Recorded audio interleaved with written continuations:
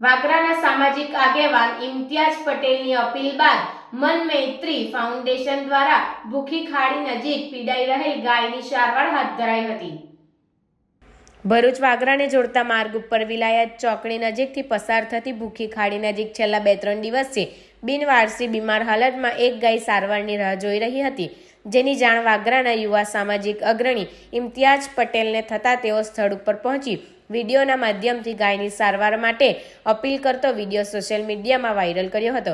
Video નિહાળી તાત્કાલિક ભરૂચના જીવદયા પ્રેમીઓ થકી કાર્યરત મન મૈત્રી ફાઉન્ડેશનની ટીમનો સ્ટાફ તાત્કાલિક સ્થળ ઉપર પહોંચી બિનવારસી બીમાર ગાયની સારવાર હાથ ધરવામાં આવી હતી અને જરૂર પડ્યે વધુ સારવાર અર્થે ભરૂચ પશુ ચિકિત્સાલયમાં પહોંચાડી સારવાર કરવામાં આવશે તેમ પણ જણાવવામાં આવ્યું હતું।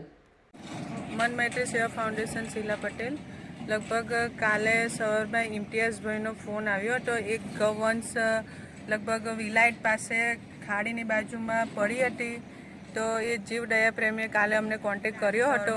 અમે એમને ટ્રીટમેન્ટ કરવા માટે આવ્યા છીએ અને ઇમ્તિયાઝભાઈનો ખૂબ ખૂબ આભાર આટલી જીવદયા દાખવવા માટે। અને ગાયને જરૂરિયાત આગળની જે ટ્રીટમેન્ટ આપવામાં આવશે એ આપણા દ્વારા કેવા પ્રકારની કાર્ય થશે? જો અત્યારે ટ્રીટમેન્ટ કરીએ છીએ, જો જરૂર લાગે તો એને અહીંયાથી લઈ જઈએ ને વધુ ટ્રીટમેન્ટ માટે પાંજા પણ ખસેડવામાં આવશે। ઇમ્તિયાઝ પટેલ, સોશિયલ એક્ટિવિસ્ટ, ભરૂચ સર્વ સમાજ સેના જનરલ સેક્રેટરી।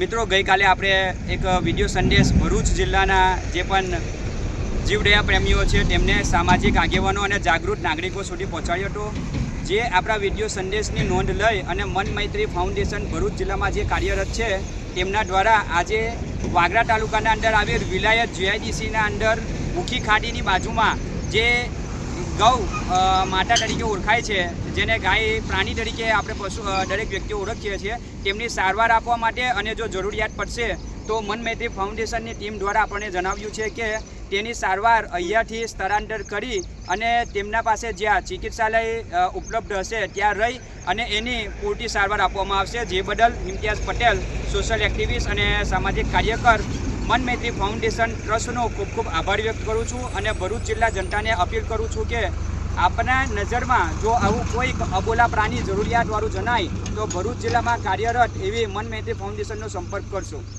જય હિન્દ, જય ભારત।